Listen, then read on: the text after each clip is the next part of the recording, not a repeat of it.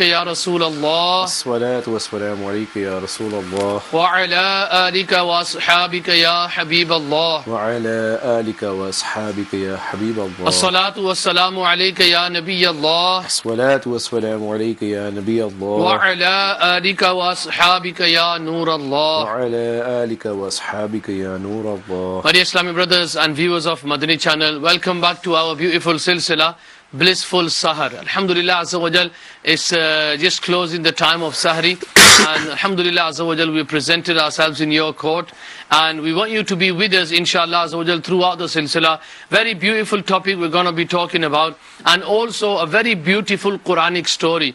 As you know, in this silsila Blissfull Saher, we have muballigheens and we are from our Bari studio, and inshallah Azza wa Jal we're going to be here until 3 o'clock. So I know it's going to be difficult, but don't worry, inshallah Azza wa Jal, man jadda wajada, jisne koshish kiya usne pa liya. So alhamdulillah, try your best to stay with us during the silsila.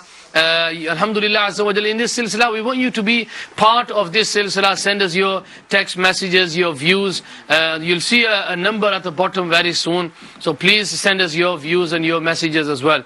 As normal, we will start our silsila with the beautiful recitation of the glorious Quran. Sallu ala الحبيب sallallahu ta'ala ala Muhammad sallallahu ta'ala alayhi wasallam. أعوذ بالله من الشيطان الرجيم بسم الله الرحمن الرحيم والشمس وضحاها والقمر إذا تلاها والنهار إذا جلاها والليل إذا يغشاها والسماء وما بناها والأرض وما طهاها ونفس وما سواها فألهمها فجورها وتقواها قد أفلح من زكاها وقد خاب من دساها كذبت ثمود بطغواها إذ انبعث أشقاها فقال لهم رسول الله ناقة الله وسقياها فكذبوه فعقروها فدمدم عليهم ربهم بذنبهم فسواها ولا يخاف عقباها آمنت بالله صدق الله العظيم. Inshallah Azza wa Jal, let's go towards a beautiful kalam, and inshallah Azza wa Jal, then after that we'll go straight into our main topic of today. This kalam we're going to read, written by none other than Amir Ahl Sunnat, and I think majority of the people know this kalam. It's going to be a very easy kalam, so please try to join in at home as well. صلوا على الحبيب صلى الله تعالى على محمد صلى الله عليك يا رسول الله وسلم عليك يا حبيب الله صلى الله عليك يا رسول الله وسلم عليك يا حبيب الله يا رب محمد میری تقدیر جگا دے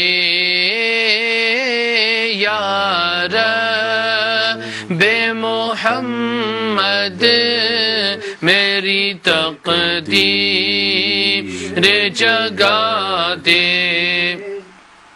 صحرا مدینہ مجھے آنکھوں سے دکھا دے صحرا مدینہ مجھے آنکھوں سے دکھا دے پیچھا میرا دنیا کی محبت سے چھڑا دے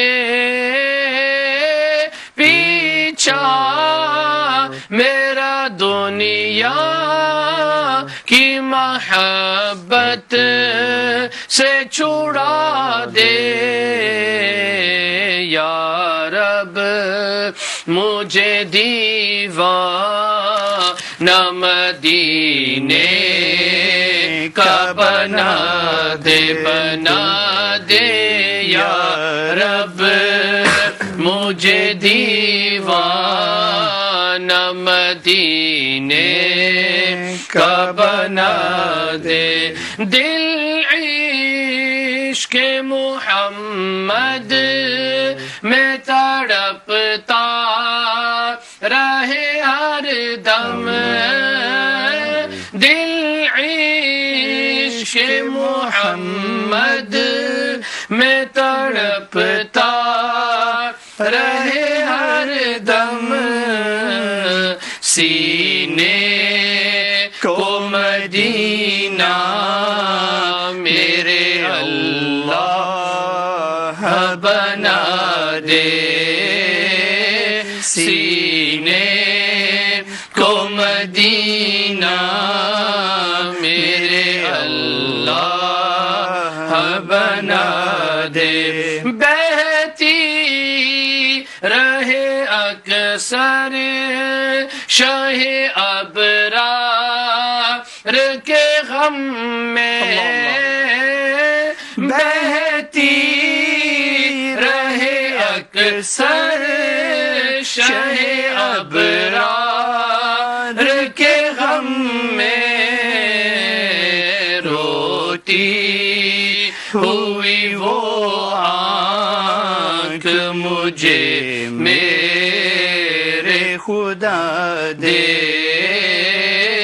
روتی ہوئی وہ آنکھ مجھے میرے خدا دے دیتا ہوں تجھے واسطہ میں پیارے نبی کا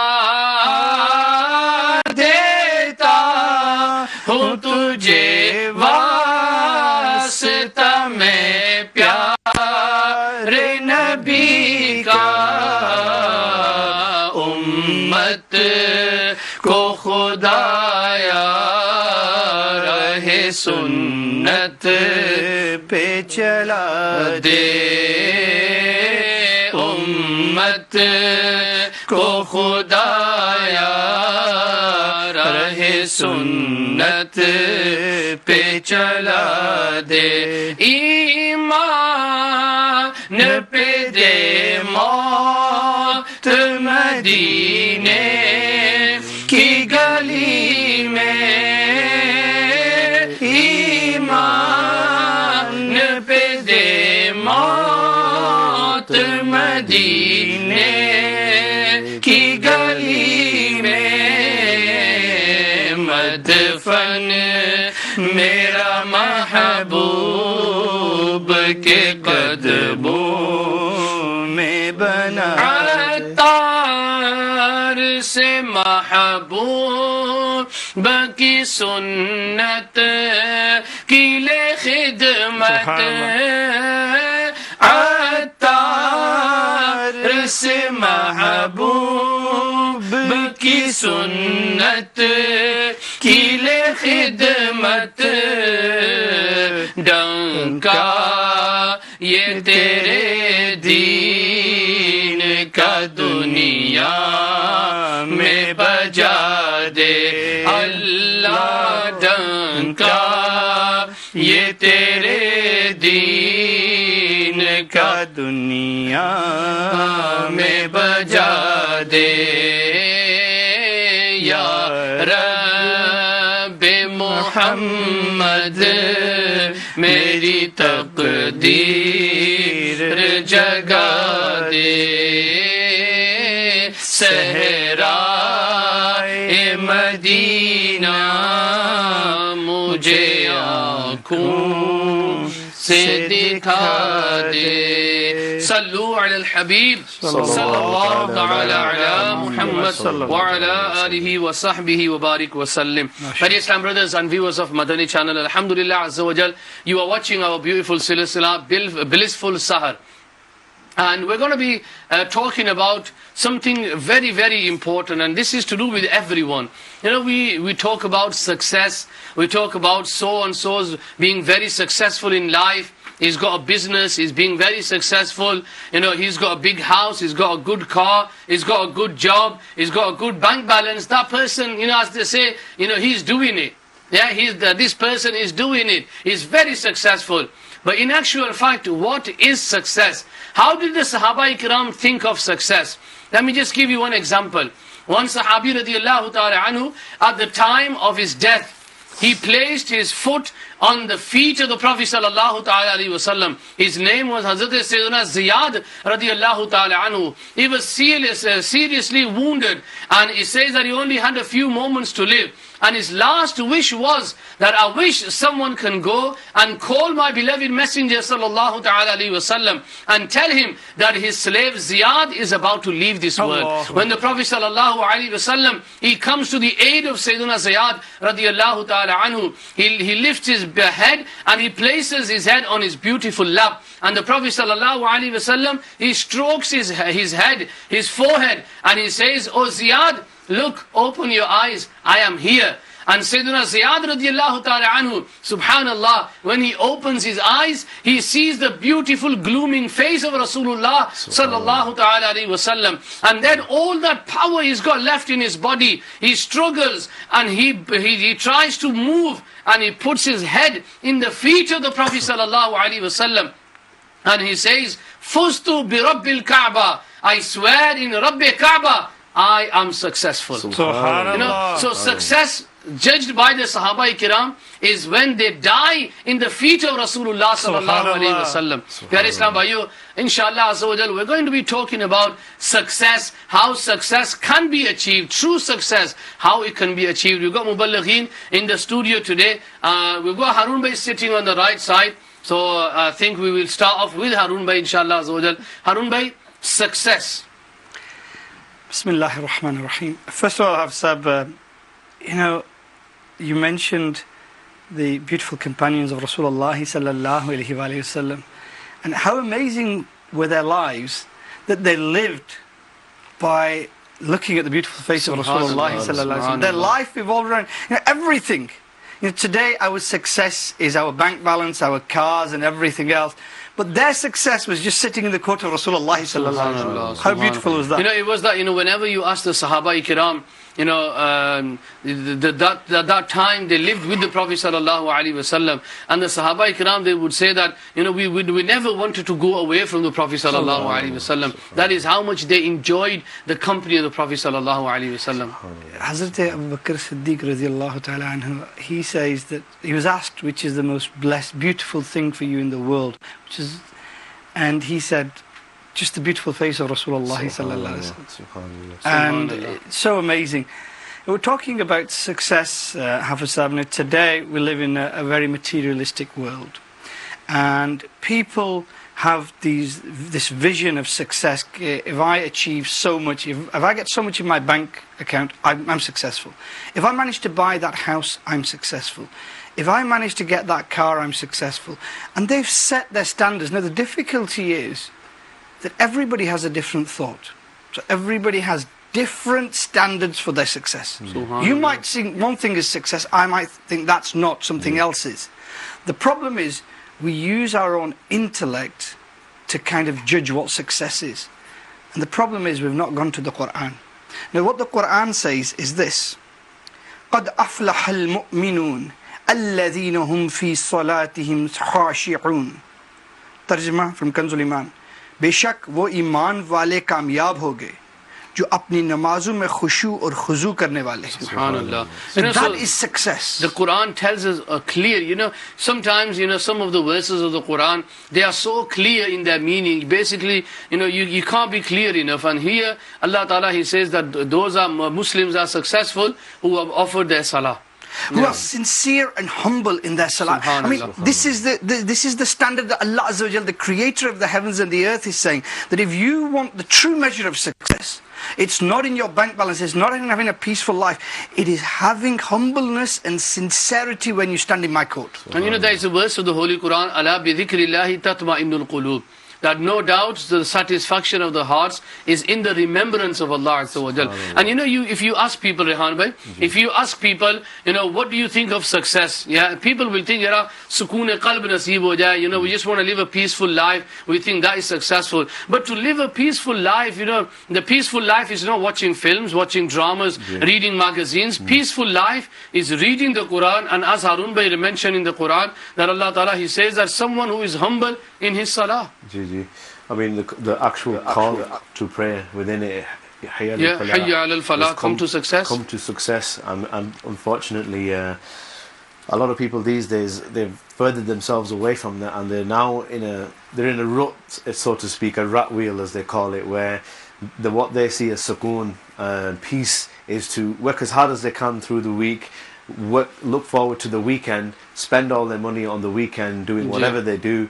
And then once again, the stress starts, knowing they've got to go back to work for another 5 days, and then it's the same thing over and over again. And a lot of us are stuck in that now. We've missed it. I mean, in the same Surah Mubarakah, in ayat number 9, وَالَّذِينَ هُمْ عَلَىٰ صَلَوَاتِهِمْ يُحَافِظُونَ, اور وہ جو اپنی نمازوں کی حفاظت کرتے ہیں.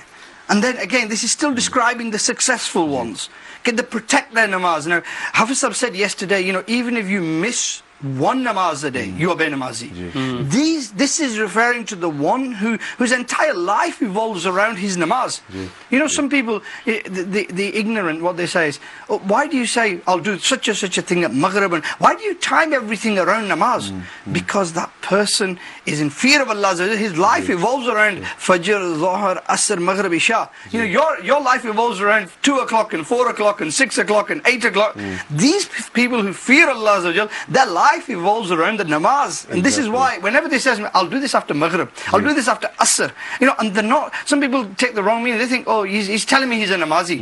Everybody should be a namazi. What he's in the habit of is that this fundamental obligation that he is so ingrained in him that he does it, all the life, everything else will evolve around that. And in the mind, it makes that the most important thing. If every day you said, right, I'm going to work, the most important thing is going and earning a living. These people are very special. They're not bothered about that. No. They're not bothered about anything else. What is important for these people is that time when they pray. And the Quran says, these are the successful ones. Exactly. I just want to read another verse of the glorious Quran translation. It says that everyone shall taste death, and only on the day of resurrection shall you be paid your wages in full.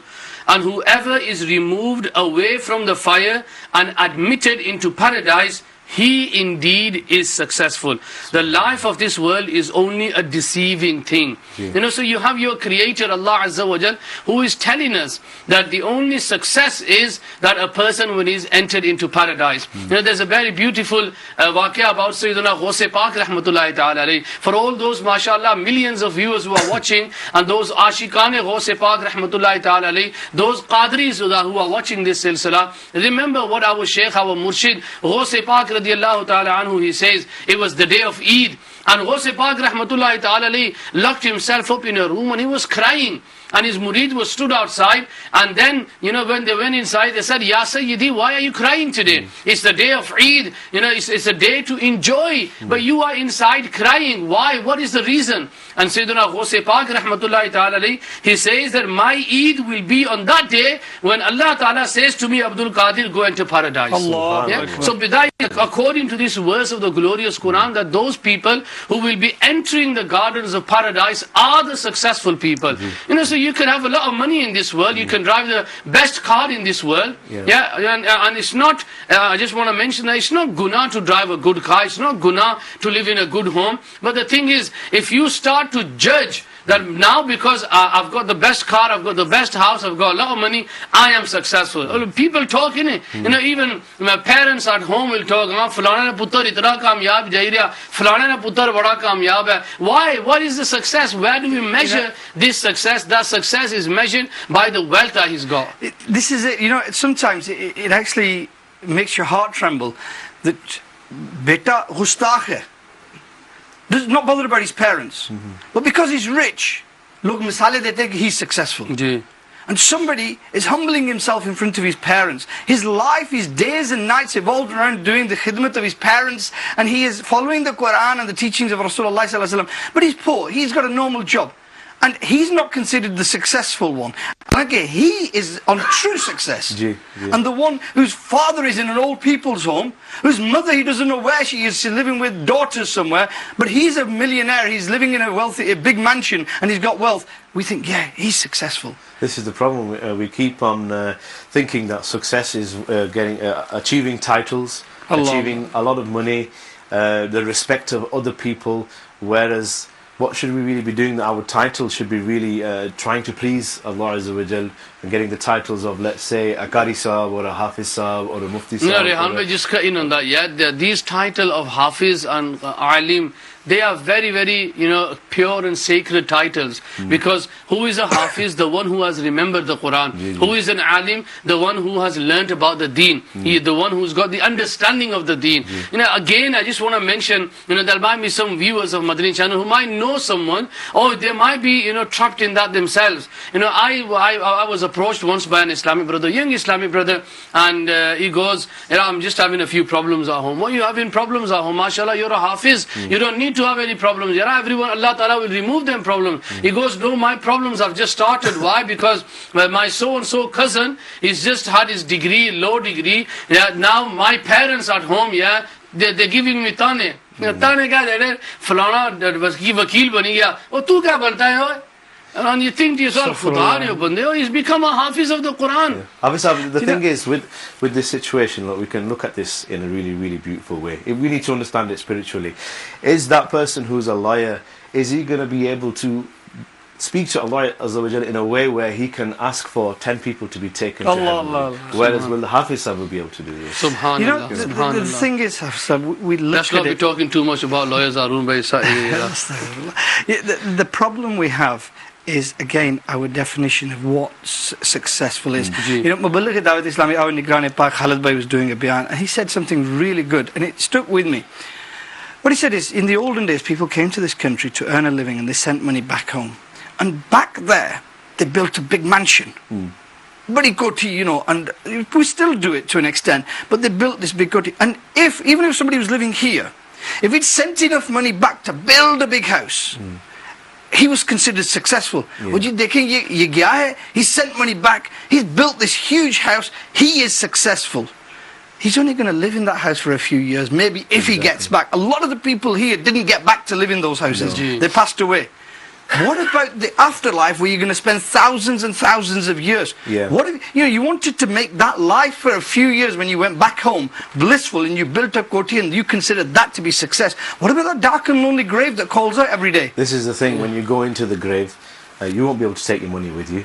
You won't be able to take those big houses with you, all those cars and the luxuries that you've tried to achieve in your life. Whereas if you gained the knowledge of Islam, you did the ibadat of Allah Azza wa Jal, all these good works that you did to get for the happiness of Allah Azza wa Jal, these are the things you'll be able to take in the grave with you. And then, you know, you think to yourself, you know, the first and foremost thing should be for ourselves is to purify ourselves. You know, that's where real success starts from. And I just want to mention one of the verses of the glorious Quran, in which Allah Azza wa Jal, He says that He will indeed be successful who purifies his own self, and he will indeed fail who corrupts himself. You know, and then let's look at our lives today.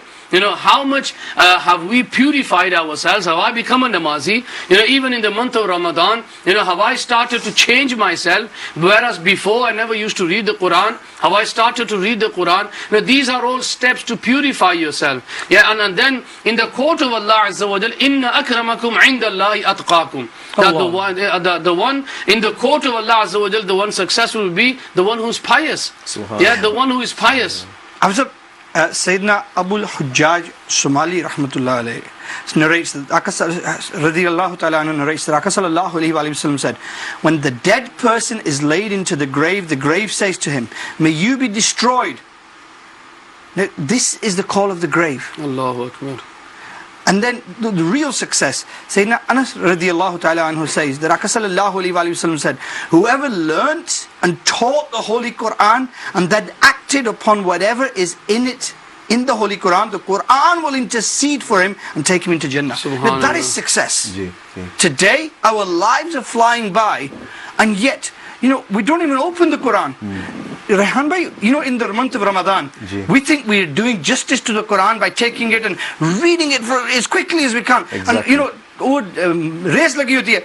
How long did you take to finish your para off? Oh, I took 20 minutes. How did you I took 25 minutes. And and how did you read it? No tajweed, nothing, just flying through, waving your finger over the lines. Did you understand any of it? No. They need to fear that they might be actually causing themselves sin when they're reading the Quran, if they're not reading it with the correct recital, because they're changing the meanings without knowing. But it's not as if they don't have a choice. People have a choice, and this is something that is, they need to do this. They need to go out and learn. If we can go out and spend so much time of our lives for work, for the knowledge of the world, why can't we sacrifice some of our life for something that actually really matters? If a king sends a letter, and in that letter there are 10 steps to take.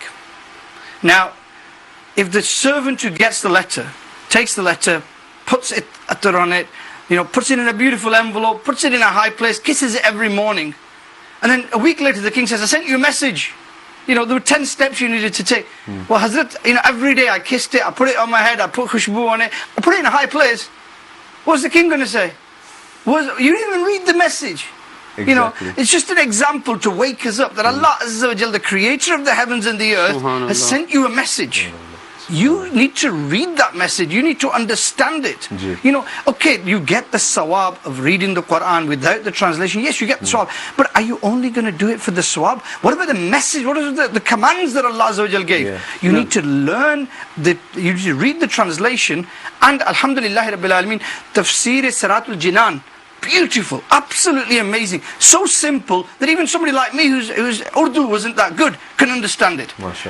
I would recommend it. You can download it from dawatislamic.net, free. You can get it from the Maktaba. It's about this thick. I think it's £2.50. It's the cheapest Maktaba you're ever going to see, and you get that, it will change your life. And even if you just do 3 ayats, 3 ayats with tarjuma and tafsir every day, it will change your life. Definitely. Allah Ta'ala, in a very simple surah, every Muslim will know this surah. وَالْعَصْرِ إِنَّ الْإِنسَانَ لَفِي خُسْرٍ. The translation of that is by the time. وَالْعَصْرِ, by the time, verily man is in loss, except those who believe and do righteous good deeds and recommend one another to the truth and recommend one another to patience. Allah Ta'ala openly, He says that man is in loss apart from those who have accepted Islam and those who do righteous deeds. Then let's ask ourselves, are we doing righteous deeds? For us to fast in the month of Ramadan, this is a farz. This is a farz that has been given to us by Allah Azza wa Jal. We have to keep the rosé. There is no other option. There is no way out. We have to keep the rosé. But then, what about the optional fasting? What about the optional salah? Today, we don't even have time for that. I just want to, talk to the viewers of Madani channel, who might be out there, yet looking for success, and they think that success is here and there. Success is in the Quran when you read the Quran. Now you mentioned, beautifully, easily understood the Quran. We need to understand it. Just like the king's letter. You put it away, the king's not going to be pleased with you. Just imagine on the day of judgment when Allah Ta'ala, He says that I sent you a message, I sent you prophets. What did you do? We're going to say that, Ya Allah, we never had the time. Today the biggest complaint that people have, time koni ji kya kara? I would love to read the Quran, but I don't just have the time. And one of the Amir al-Sunnah's bayans, that seriously woke me up. And that bayan Amir al-Sunnah, he says, who are we to say that I don't have time? This is the message of Allah and I don't have the time. In fact, what the problem is that Allah Ta'ala does not want you to read the Quran. And that's something that we should be crying over. After we analyze that, I haven't got time. In a 24-hour day, we have got time for everything, but we've not got 12 minutes to read the Quran. Is that what we're seriously saying? Yeah. That I've got time for everything, but I haven't got 12 minutes. That's all it is. 3 ayah mubarakas with the tarjuma and tafsir. 12 minutes. I've got time for everything, but I've not got 12 minutes for Allah Azza wa Jal. That's the reality of it. You know, a wise person said, he said, busy yourself in worrying about namaz. Allah Azza wa Jal will take the worries of the world away from you and give you success. Agar aap, you know, subah sham, your focus is namaz. And you know what they say, when you're focusing on the next namaz, ek padhi na, you're concentrating on the next one, it is as if you are in namaz. You continue to be rewarded.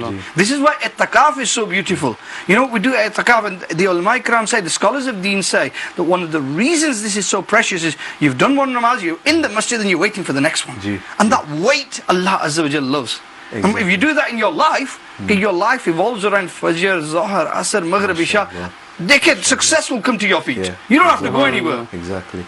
Hassan Basri rahmatullah alayhi, he says, and he was in a very he was worried, and he was trying to warn the people. He's saying, hurry up before your life is over. You need to get on with it. You know, what are you wasting your time? Your breath, other things? These breaths don't come back. Exactly. Once this breath has gone, this minute's gone, this hour's gone, it's not going to come back. What have you spent it doing? If there's another really, really beautiful example, you know, we're talking about success, and nowadays, you know, again, I mentioned that, you know, people think success is gaining loads of riches.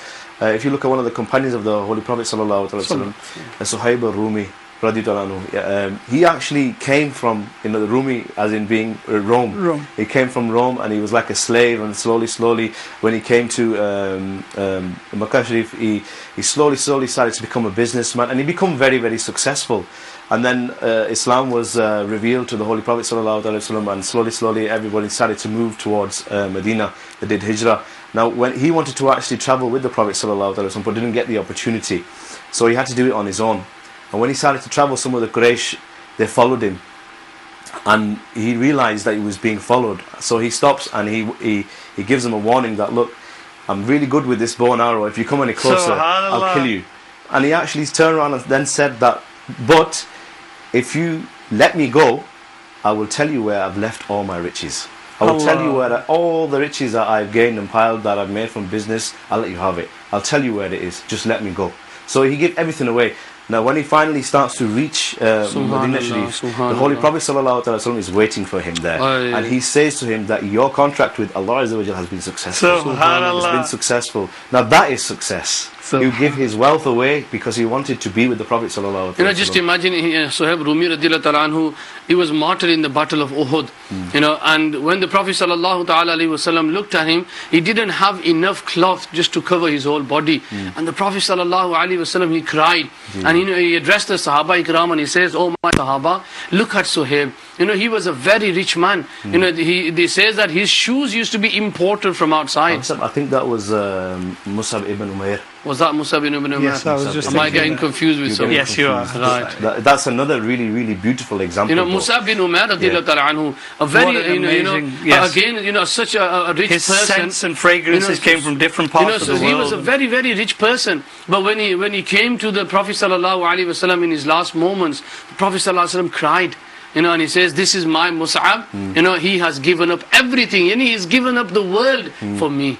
You know, and subhanallah. But he's given up everything and been successful. So he's given up everything. We chase everything and we're unsuccessful. And he gave up everything in the love of Rasulullah sallallahu alaihi wasallam, and he was successful. And this is what true success is. You know, Allah Ta'ala, He mentions in the Quran a very beautiful verse of the glorious Quran, that they ask you, the people were asking the Prophet sallallahu alaihi wasallam about the new moons. Say, these are signs to mark fixed periods of time for mankind and for the pilgrimage. It is not al-bir, yani piety, that you enter the houses from the back, but al-bir, piety, is he who fears Allah. So enter houses through their proper doors and fear Allah, that you may be successful.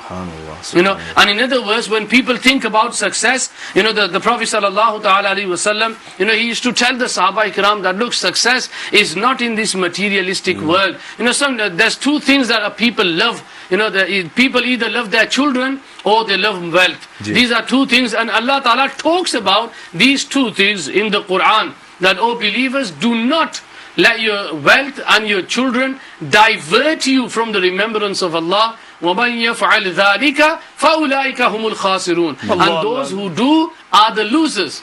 No one wants to lose. Then, so what do we do? And look, today, if we look ourselves, if you ask someone, why are you working so hard? It's for the kids, innit? Why are you working so hard? It's for the kids. So we are working for money, we're working for our kids. And both of these things Allah Ta'ala mentioned, don't let them divert from from the remembrance of Allah. The great Hazrat Umar Farooq radiallahu ta'ala anhu, somebody asked him, do you worry about your family? And he said, if they are on the path of Rasulullah sallallahu alaihi wasallam, Allah Azza wa Jal, I don't need to worry about them, because Allah Azza wa Jal will take care of them. Exactly. And if they're not on that path, why should I worry about somebody who is not on the path of Rasulullah sallallahu alaihi wasallam? That was, look at the measure. The measure was that they are on the path of Rasulullah sallallahu alaihi wasallam, on the teachings of Rasulullah. Subhanallah. My dear Islam brothers and viewers of Madani channel, if you've just joined us, you are watching our beautiful live transmission, Blissfull Saher. And this live transmission, inshallah, the topic that we were discussing now is the topic of success. And we're going to be swiftly moving on to our next segment. And inshallah, our next segment will be the Shajara Sharif and the Wazaifs. These beautiful Wazaifs that we read every day. Inshallah, I want you to be joining in with these Wazaifs. And inshallah, I'm going to mention the benefit and the blessings of these Wazaifs as well. And then we're also going to read the Shajara Qadriya, Attari as well. So inshallah, let's start with our first wazifa. It says that whoever reads this wazifa 3 times in the morning and 3 times in the evening, Allah Azza wa Jal will protect his iman. Allahumma inna na'udhu bika min an nushrika bika shay'an na'lamuhu wa nastaghfiruka lima la na'lamu Allahumma inna na'udhu bika min an nushrika بك شيئا نعلمه ونستغفرك لما لا نعلم اللهم إنا نعوذ بك من أن نشرك بك شيئا نعلمه ونستغفرك لما لا نعلم. The next wazifa that we are going to read is, anyone who reads this wazifa 3 times in the morning and 3 times in the evening. Let me just define what morning and evening is. Morning is the beginning time of Fajr until sunrise, and evening is from the beginning time of Zuhr until Maghrib Salah.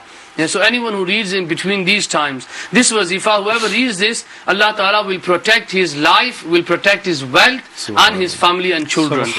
Bismillahi ala dini Bismillahi ala nafsi wa wuldi wa ahli wa mali.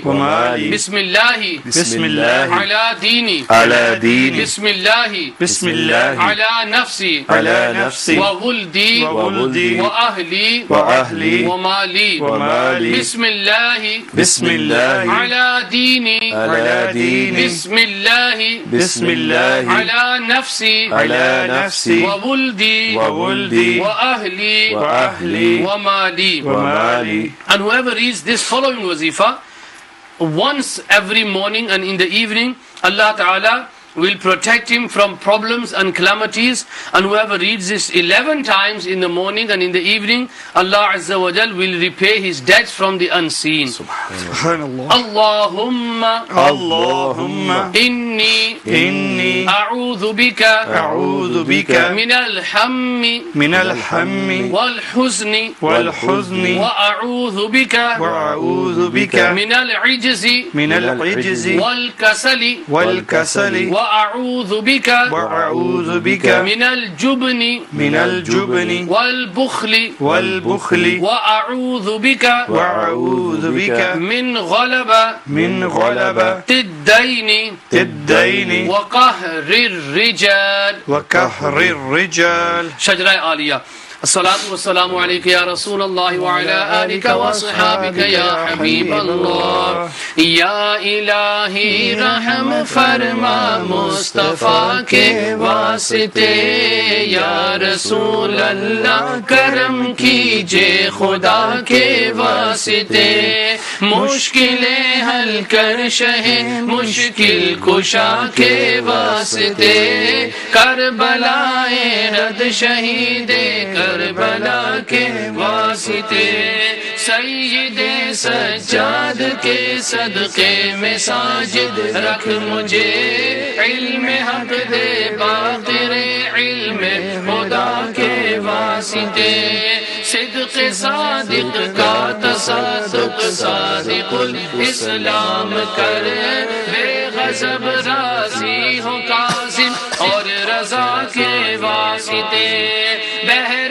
معروف و سری معروف دے بے خود سری، جند حق میں گن جنے دے باصفا کے واسطے، بہر شبلی شیر حق دنیا کے کتوں سے بچا، ایک کارک عبد واحد بیریا کے واسطے، بل فرح کا صدقہ کر غم کو فرح دے حسن و سعد، بل حسن اور بو سعید سعد رضا کے واسطے، قادری کر قادری رکھ قادریوں میں اٹھا، قدر عبد القادر قدرت نما کے واسطے، احسن اللہ لہم رزقا سے دے رزق حسن، بندہ رضا تاج الاصفیاء کے واسطے، نصر بھی صالح کا صدقہ صالح و منصور رکھ دے، حیات دی محی جاویزہ کے واسطے، طور عرفان و علو حمد و حسنہ و بہا دے، علی موسیٰ حسن احمد بہا کے واسطے، بہر ابراہیم مجھ پر نار غم گلزار کر، بھیک دے داتا بھکاری بادشاہ کے واسطے، خانہ دل کو زیاد روح ایمان کو جمال، شہ ضیا مولا جمال الاولیاء کے واسطے، لے محمد کے لیے روزی کا رحمت کے لیے، خان فضل اللہ سے حصہ گدا کے واسطے، دین و دنیا کے مجھے برکات دے برکات سے، عشق حق دے عشق عشق انتماء کے واسطے، حب اہل بیت دے آل محمد کے لیے، کر شہید عشق حمزہ پیشوا کے واسطے، دل کو اچھا تن کو ستھرا جان کو پر نور کر، اچھے پیارے شمس دی بدر العلا کے واسطے، دو جہاں میں خادم آل رسول اللہ کر، حضرت آل رسول مقتدی کے واسطے، کر عطا احمد رضائے احمد مرسل مجھے، میرے مولا حضرت احمد رضا کے واسطے، پرزیا کر سب کا چہرہ حشر میں ہے کبریا، شہزیا و دین پیرے باصفا کے واسطے، احینا فی الدین والدنیا سلام بالسلام، قادری عبد السلام عبد رضا کے واسطے، عشق احمد میں عطا کر چشم چشم تر سوز جگر یا خدا عطار کو احمد رضا کے واسطے صدقہ ان آیا کرے شیعین عز علم و عمل عفو عرفا عافیت حسب نوا کے واسطے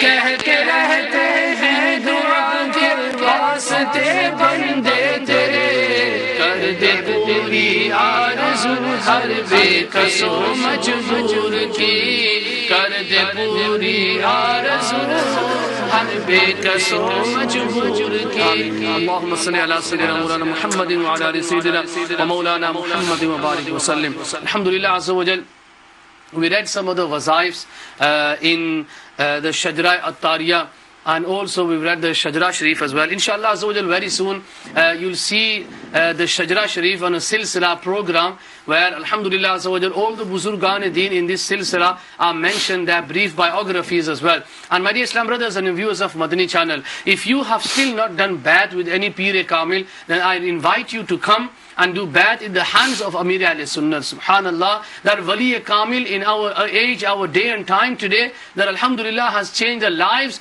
of millions of people around the world. And this is no exaggeration. Millions of people have changed their lives, Alhamdulillah. Those people who were sinners, those who were disrespectful to their parents, but when they came into the Madani Mahol, and Alhamdulillah Azza wa Jal, Amir al-Sunnah transformed their lives. You know, these were such people that never used to listen to their parents. But now, Alhamdulillah, Amir al-Sunnah has made them obedient to their parents. So if you have not done bayat with Amir al-Sunnah, then you can do bayat online. If you go onto the website of Dawat Islami, dawatislami.net, fill in the form, become a murid. Inshallah Azza wa Jal, fill in the form, send it, and you'll get an email back. Inshallah Azza wa Jal, all your family, your children, your husband, wife, children, mom, dad, father, chacha, mama, taya, whatever, all of them should be bayat. And Alhamdulillah Azza wa Jal, I give you the invitation again to come and do bayat with Amir al-Sunnah. If you are bayat with a Pir Kamil, then Alhamdulillah Azza wa Jal, you can do bayat-e-barakat. Yes, you will have your Pir Sahib, but you will also gain blessings from Amir al-Sunnah. And then inshallah Azza wa Jal, you'll have the permission to read this wazifa and the wazaifs as well, and the shajra as well. Moving swiftly on to our next segment, which is the Quranic wisdom. Alhamdulillah Azza wa Jal, one of the beautiful story from the Quran. Ji Rehan bhai, we've got a very beautiful story from the Quran today. We have, yeah, Bismillah ar-Rahman ar-Rahim. This actual story regarding the most costly cow of the world. Allahu Akbar. And it actually mentions this waqia in the Holy Quran, and that's where we get the name Surah Baqarah. MashaAllah, MashaAllah. Now, basically what happens in this story is there's a very pious person from Bani Israel, and he has the only thing that he has in his life is a small calf. That's his only property that he has. He's not rich or anything like that. And when he realizes, you know, alhamdulillah, pious people, they get an indication that their time is up. You know, this is something that the pious people get. They're very lucky. That's a lesson for all of us, really. Now, when he realizes that his time is close, he goes into the jungle, and he makes a request to Allah Azza wa Jal that this calf that I have, if you were to take it into your custody, if you would look after this property of mine until my son is old enough, when he becomes a man, and then if you could give the calf back, it would then obviously be a cow by this time. And he passes away shortly after this. So he's given the calf in the way of Allah Azza wa Jal to be looked after for until his son grows to become a man, basically. MashaAllah, MashaAllah. So this son also, alhamdulillah, if you set a good example as a parent, and you are pious and you are God-fearing and you do all the things you should do, most high chances are that your children will also go in this way as well. And this is exactly what happens here with this child, is that he grows into also a very pious person. MashaAllah. So much so that he actually gives a third of his night to his own needs, a third of his night to the ibadat of Allah Azza wa Jal, and then the other third he gives to looking after his mother. Subhanallah. He gives it to looking after his mother. And at the same time, during his life, it is very simple. He would go out into the jungle, he would collect wood, and he would take it to the market and he would sell it. This was his rozi. And again, what he would do with what he earned is he would give a third of it in the way of Allah Azza wa Jal. He would keep a third for himself, and he'd give a third to his mother as well. Subhanallah. A day came when his mother tells him that, look, what I want you to do is I want you to go into the jungle and I want you to make dua. I want you to make dua to Allah Azza wa Jal in this way, that, O Rabb Azza wa Jal of Sayyidina Ibrahim, Sayyidina Ismail and Sayyidina Ishaq alayhi salam, return me the thing my father gave under your protection. Subhanallah. So he's making this dua from the order of his mother, and then what happens? This cow, it comes towards him, and it's a really, really beautiful cow. It's a very special cow. We've got to learn further on how special it was. Exactly. It's got some really, really important significance. That it is in colour, it is yellow, and the skin is glistening. There's noor coming out. Yellow cow. It's a yellow cow. This is what it says. Unique, very unique, very unique. Hearing this, the boy, he does this dua when this cow comes, and then basically his mother orders. He goes home with this cow, and his mother then tells him that, look, what I want you to do is take it to the marketplace. Take it to the marketplace, and you should be able to sell this cow for 3 dinars. At the time, this is how much. 3 dinars. 3 dinars. Not much in it, maybe that was the going rate. 3 exactly. dinars, it was the going rate for a cow. And what she says to him is that, don't sell it without talking to me first. Consulting me first. Consult me first before you sell it. Now what happens when he goes to the marketplace? A person comes and is interested in the cow, and he says, look, I'll give you more. I'll give you more than 3 dinars. Person? Well, I'm going to carry on here. Obviously, you know the story. That he offers more, and he says, you can tell now he's not a person, because he actually says that, I'll give you more if you just don't consult your mother. So he's actually saying, without the order of your mother, I want to buy your cow. And he says, no, I need to consult my mother. I'm not going to sell it like this. Subhanallah, subhanallah. So he goes back home and he explains what's happened to his mother, and she said that this must have been an angel. She knew as well. Yeah. So he goes. She goes, go back and see what advice you can get. So he goes back, and the angel actually tells him that, don't sell the cow, not for a while anyway. Yeah. What I want you to do is keep hold of it, and in the short future, the people of Musa alayhi salam, Bani Israel, they will come and they will want to buy this cow of you, and you will be able to sell it for whatever you want. In fact, so much so that if you were to fill the hide of this cow with gold, you will be able to even request this amount. And that's what he said, that you need to, when they ask you, the price will be that you need to fill the skin of the cow with gold and then sell it to them. Exactly. Allah. But then what happens? So this is exactly what happens. A short while later, a person from Bani Israel, a very rich person called Amir, he is murdered by 2 of his cousins. Nobody knows who done it, so they're all asking that, we need to find out. So they go to Hazrat Musa alayhi salam, they want to know how. So Hazrat Musa alayhi salam gives the order through the power of Allah Azza wa Jal that you need to go and get a cow, sacrifice it, and then when you need to use the tongue or the tail, one or the other, to strike this dead body, and then you will get your answer of who murdered this person.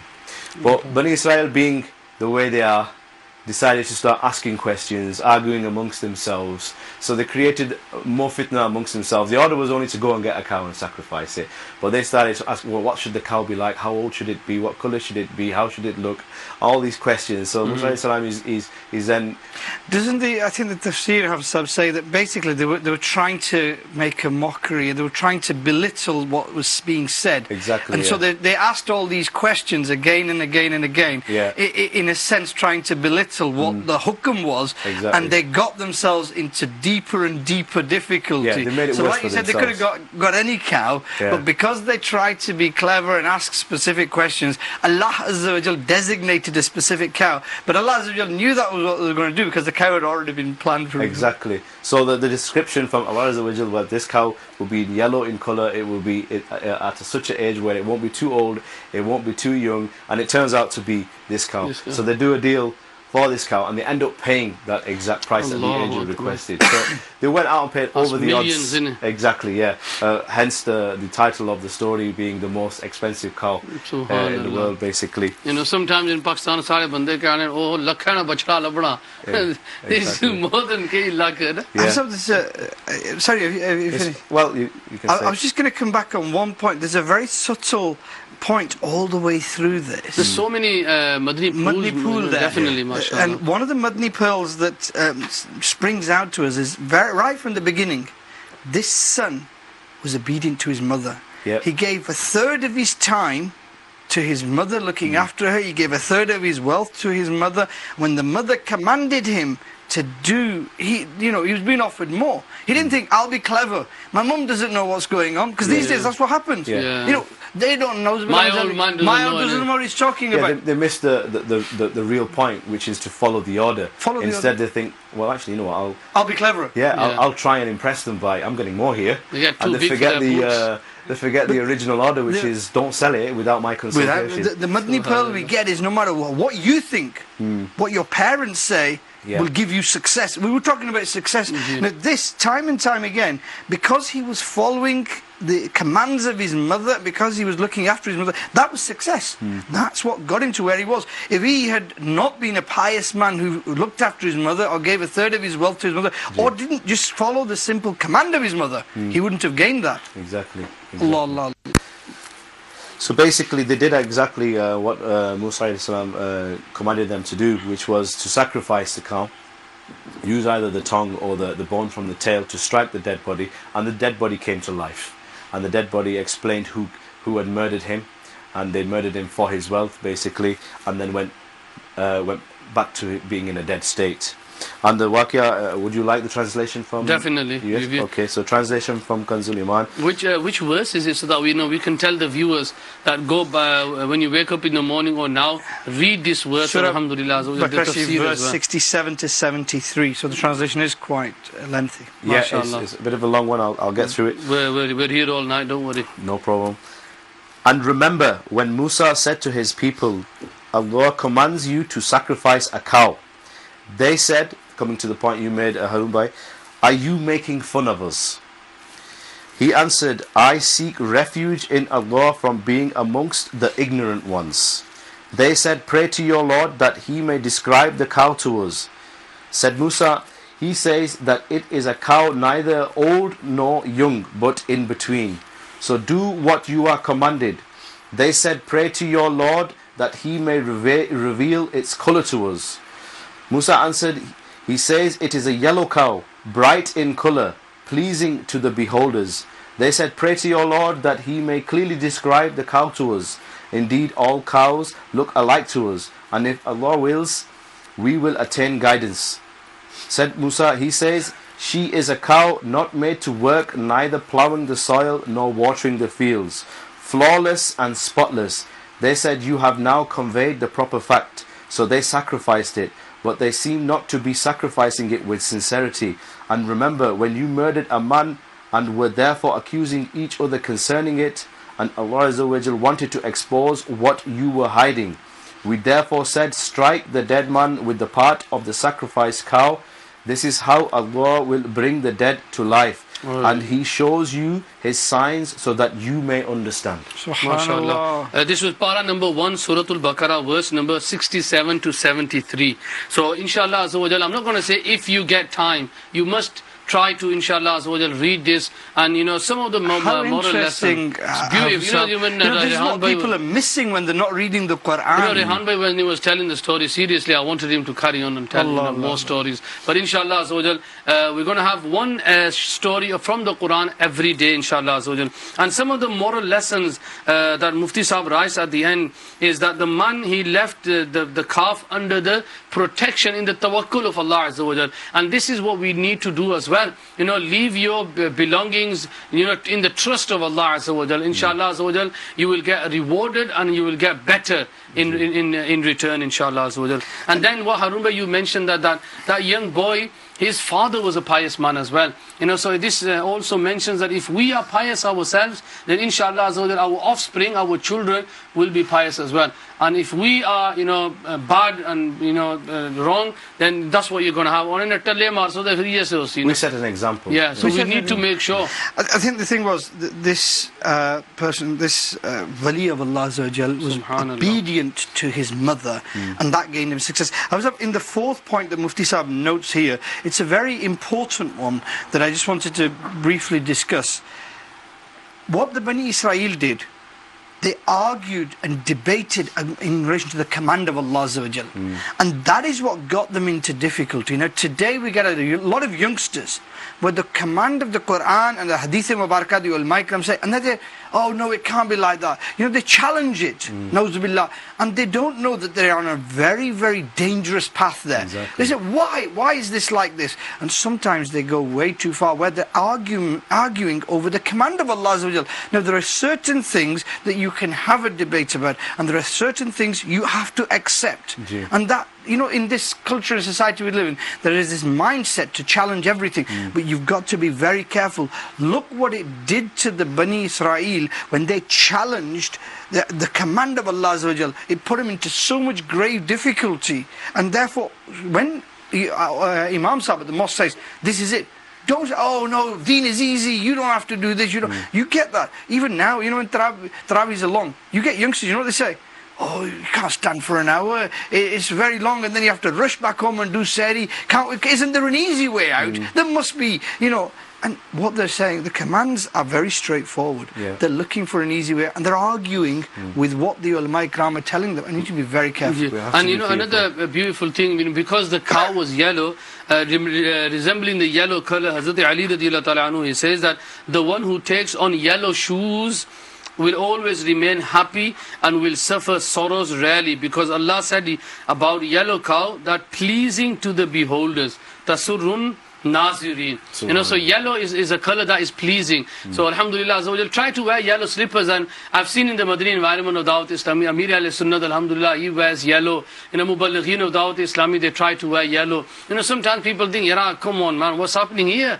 We're in England, we're in UK, why are you wearing yellow for? There's people out there wearing torn clothes, no one talks about them. But because you wear yellow, and this is to do with the deen.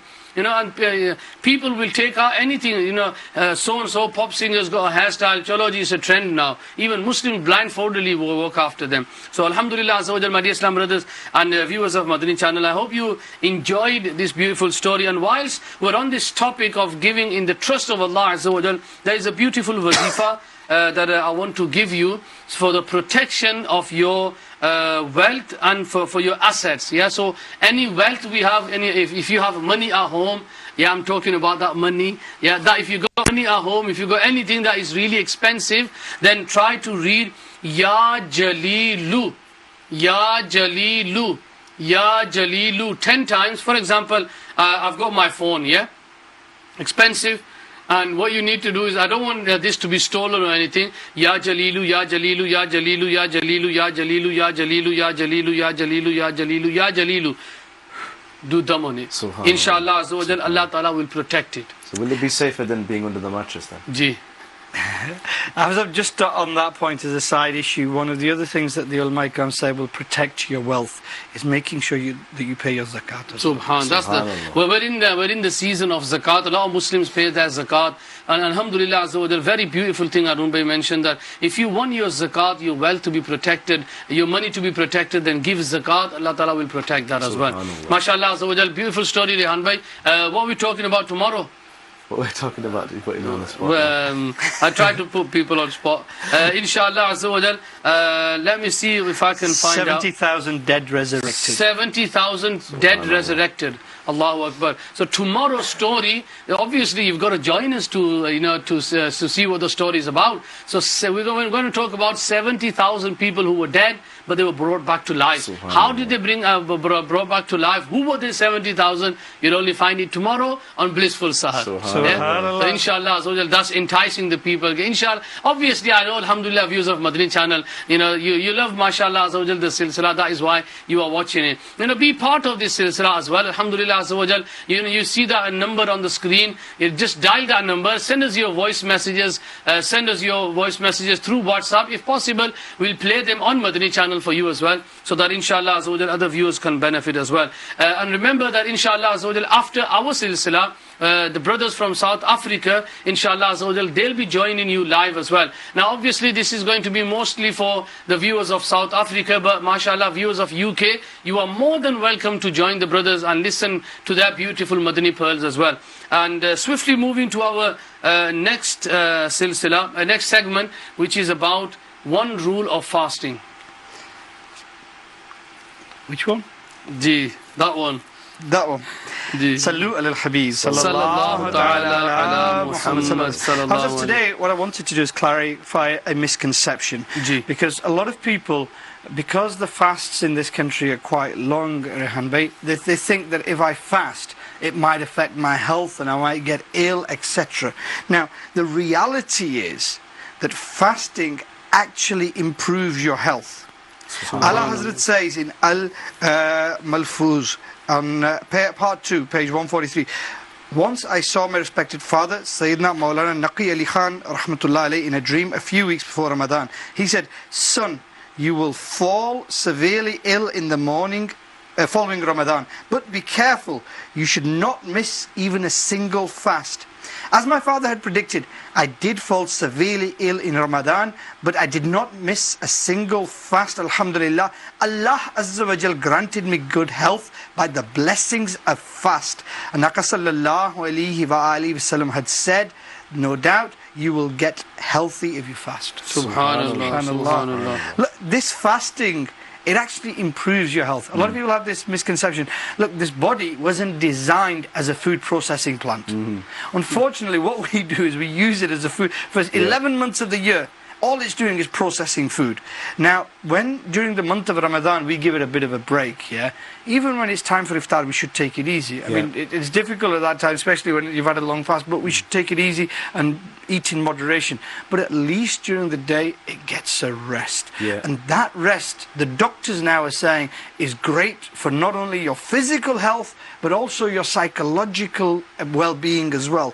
And there are many, many different benefits. Sayyidina Ali radiyallahu ta'ala anhu sallallahu alayhi wa sallam said, Allah Azza wa Jal sent a revelation to one of the prophets of Bani Israel, commanding him to inform his ummah that if anybody fasts a day for my pleasure, I will grant him good health and reward him greatly. So directly, Akka sallallahu alayhi wa sallam telling us that you will get good health. Now the creator of the heavens and the earth, who is ordering you to fast, will give you good health. The other thing is, Hafizab, it's a very interesting thing. What some people say is, you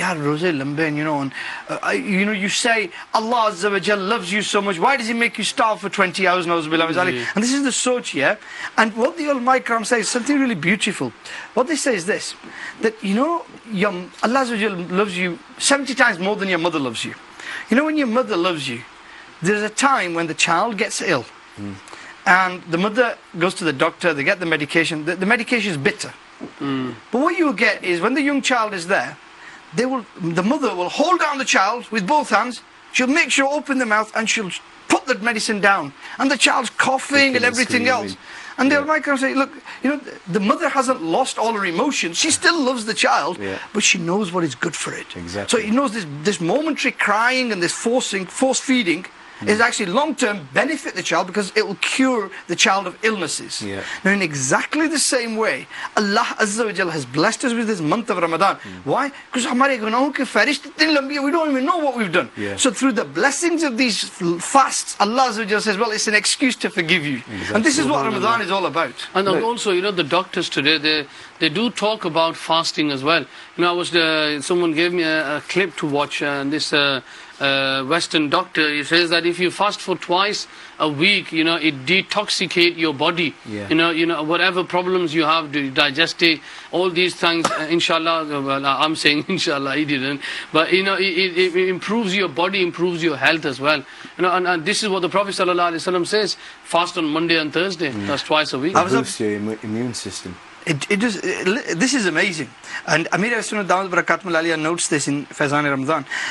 A priest from Holland says, I made several patients suffering from diabetes, heart and stomach diseases, fast continuously for 30 days. Resultantly, the diabetes of the diabetic came under control. The heart patients felt a decrease in their fear and breathing problems, and the condition of the stomach patients improved the most.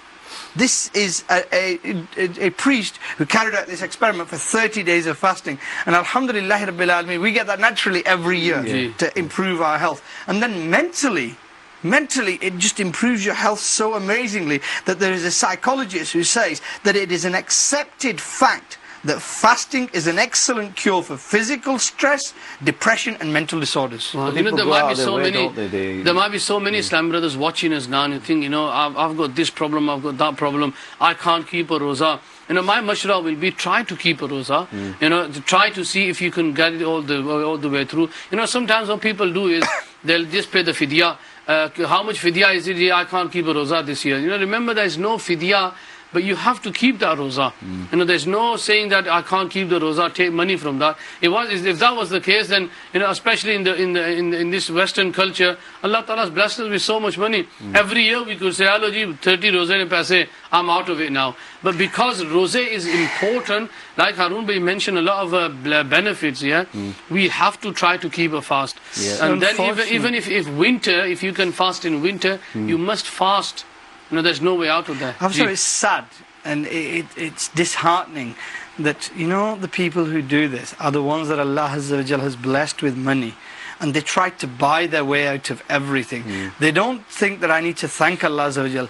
As they get richer, they should be humbling themselves in the court of Allah Azza wa Jal and thanking Him. But as they get richer, their habits start to change.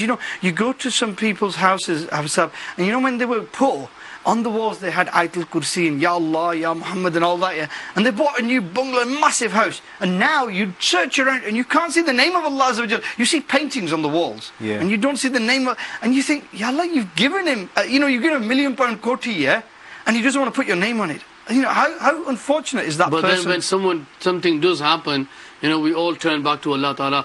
Another sad fact is that, our walidain, our grandparents, when their salana khatam comes, I've seen it many times, I've been to a lot of khatams, and you ask the people, okay, mashallah, how much have you read? Nothing, but my khana hai, all this food, is for you guys. And we don't want food. What have you read for your parents? And sometimes people think, oh, it's all right, we'll get a few hafas. Well, especially this happens in Pakistan. Don't start me off on that topic. We need to get, and I've seen it as well. Basically they buy the hafiz, don't they? Choji padho itha. Come and read. Apu andar ayashiyan kari rahe. And then the hafiz will be sat there, bechare. They'll be reading the Quran. They'll be getting the reward. But again, if that is the intention, if the intention is those pare parsa koi labsi, then what's the point? And then what will happen? They'll ring the masajid. They'll say, Hafizab, can you get the kids to read something for my dad? You were the one that your father, I'm sorry, this is something I feel very strongly about. You were the one who your father taught to walk. You were the one he fed day and night. You were the one who he was worried about. And now in his time of need, when he needs you to do Salih Swab for him, you're saying, can somebody else do it, please? But it doesn't work like that. Didn't the Prophet ﷺ say that the one thing, or the three things, but one of them out of those three was that the person who passes away, the thing to benefit him will be naked children. Sadaqah jariyah, Even so, that's sadaqah jariyah, there's, the sadaqah that you've given in the way of Allah, you built a masjid. And again, alhamdulillah, Azza wa Jal, Dawat Islami, on average, builds one masjid every day. On average, alhamdulillah, 500 masajid, more than 500 masajid a day, that's more than one a day.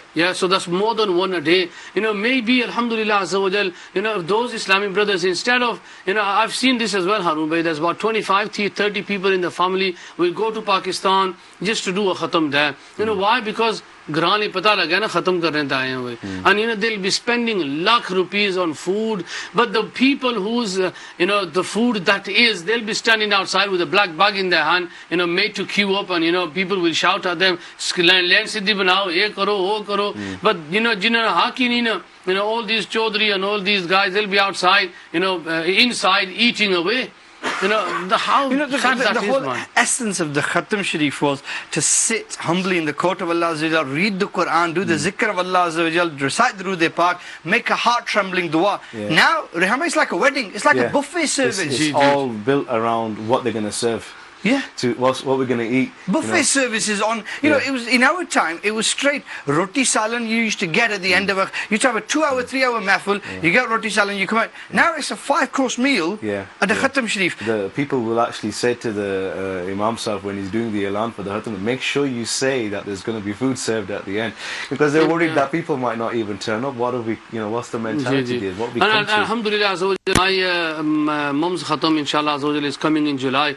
But my dad's Khatam, you know, we did in April, and this, you know, this is what I said to the family, that look, let's get out of this culture, fear factor,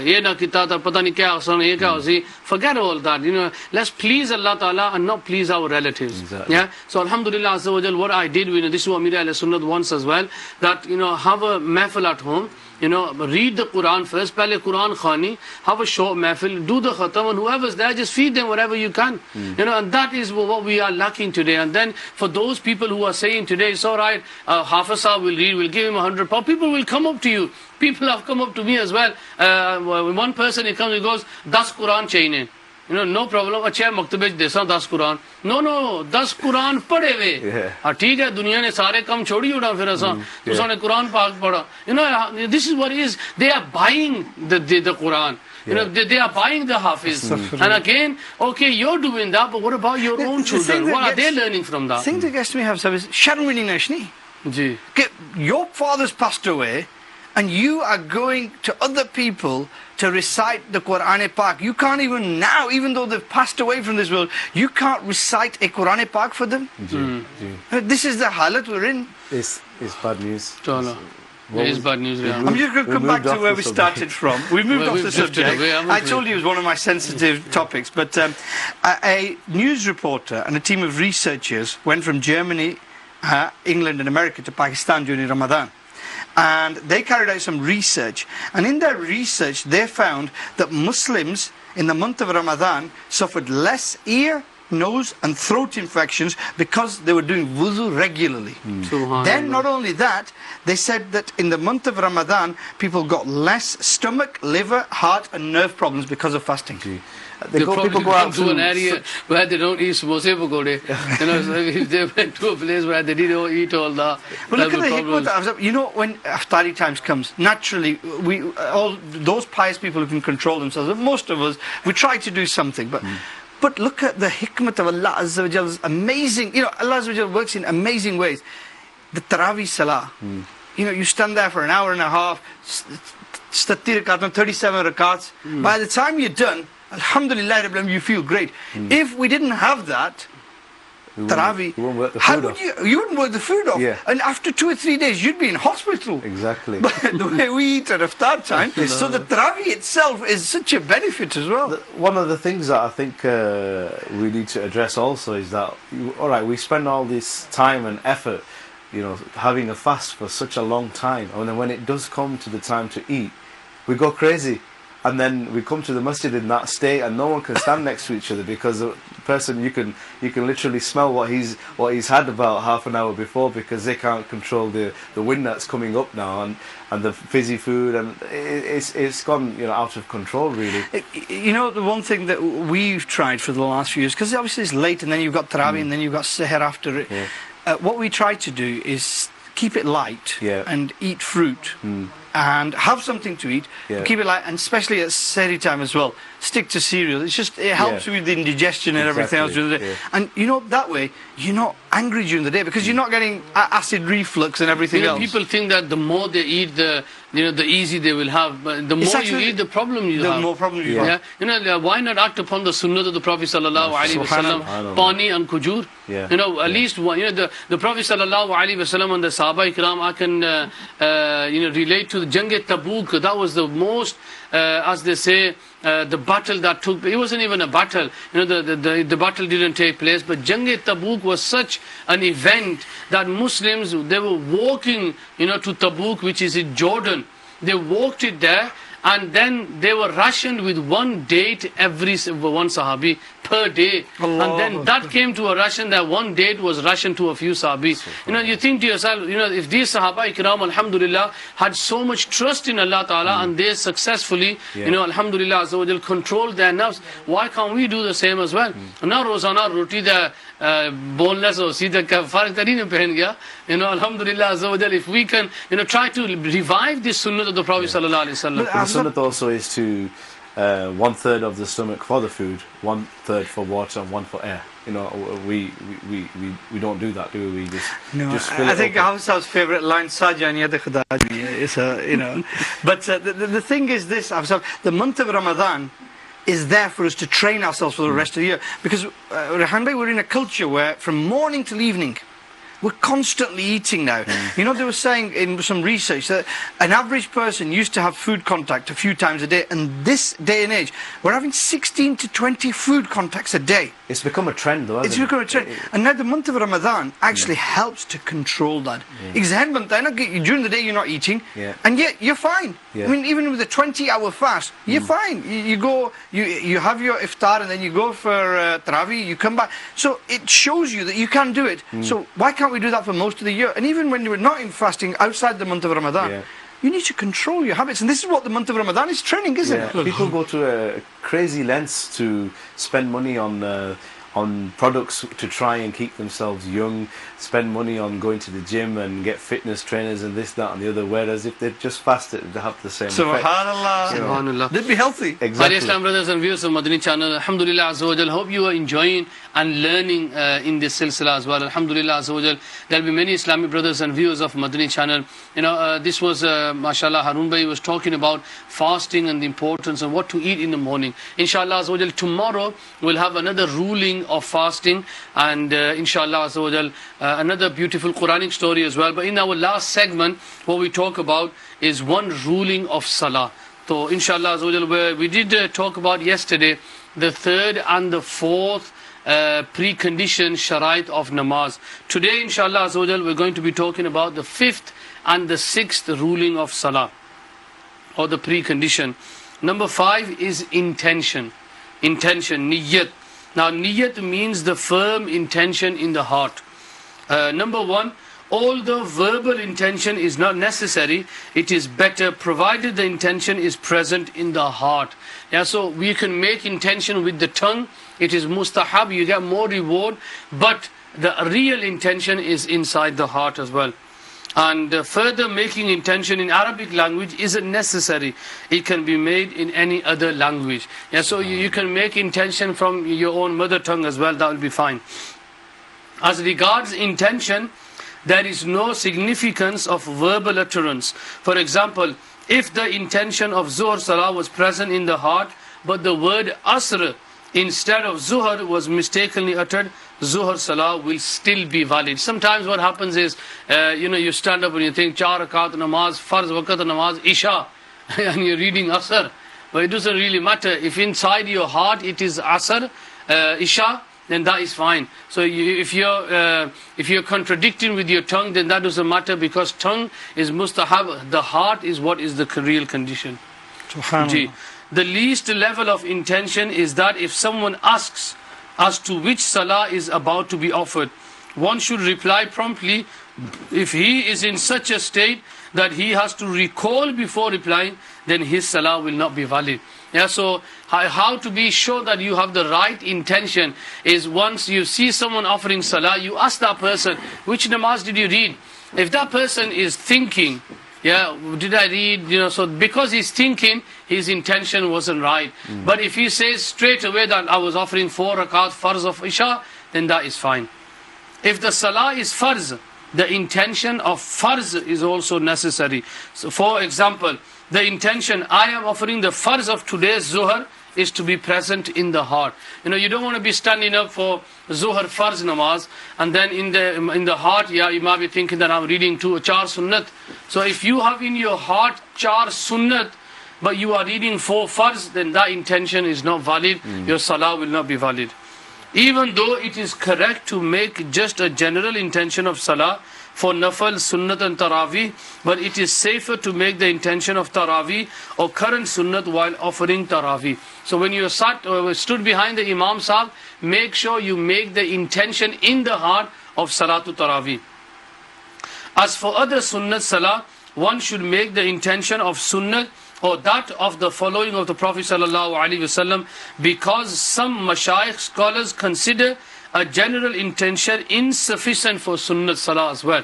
Yeah, so if you are reading the sunnats, make sure you do the niyat for sunnat salah. For nafal salah, a general intention of salah is sufficient even if nafal is not included in the intention.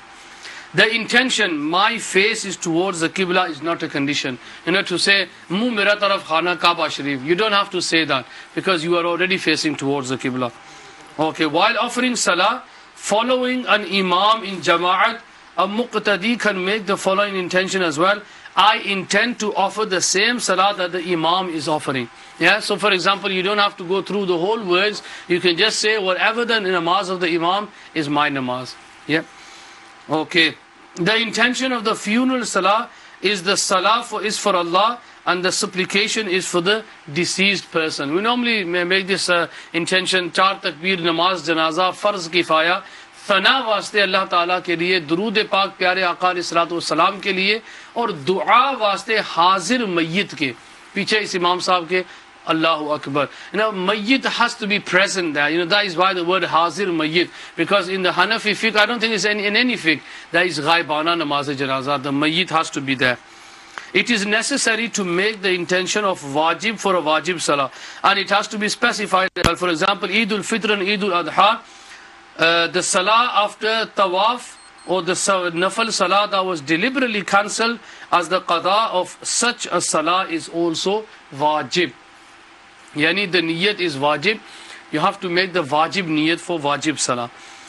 Though sajda shukr is nafal, its intention is also necessary. For example, the intention I'm going to perform sajda shukr is to be present in the heart.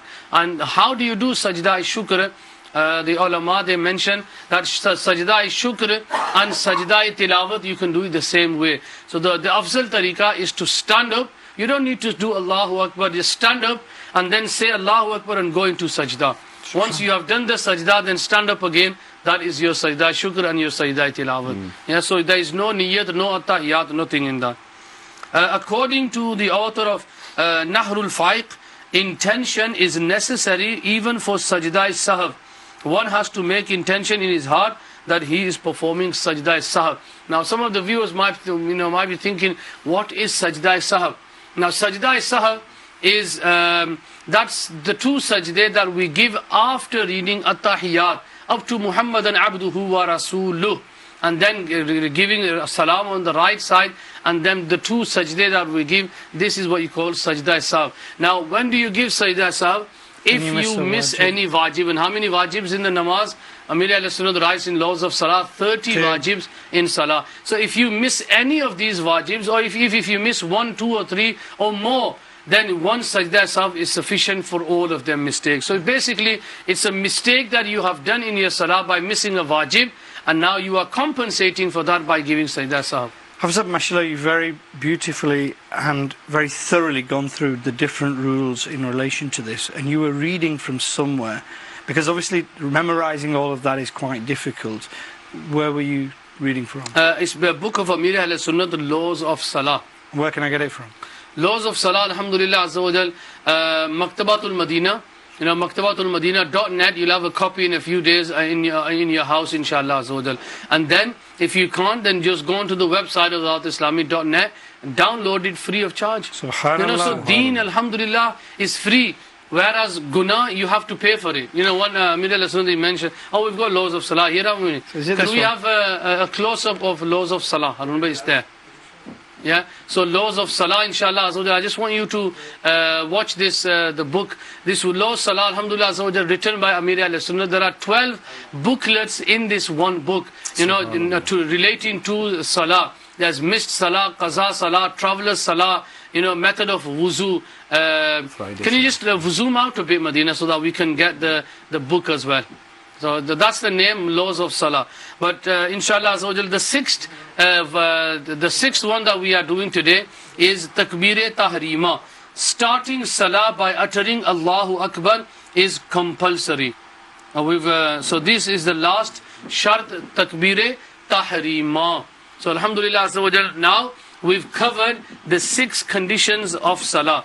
And Pyare Islam Bhaiyo, alhamdulillah azza wa jal, in this silsila what we intended was that we need to be talking about salah, we need to be talking about fasting as well. So inshallah azza wa jal, try to pass this knowledge on to your family, to your friends.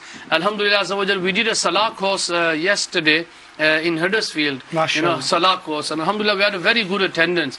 And it just shows you that people are there, they're willing to learn, they just want someone to teach them. So alhamdulillah in that salah course we had a very good attendance, and we even buzurg and young children, youngsters, mashallah, they give very good views. And today alhamdulillah in Dewsbury we had a taharat course, because remember the first condition that we mentioned was taharat, cleanliness. So alhamdulillah we learnt about cleanliness. It was about an hour and a half, but alhamdulillah we covered wuzu, ghusl, and also how to purify the clothes, and how to understand what different types of najasat. Now, learning these things, is it something if you get around to it you can do it, or?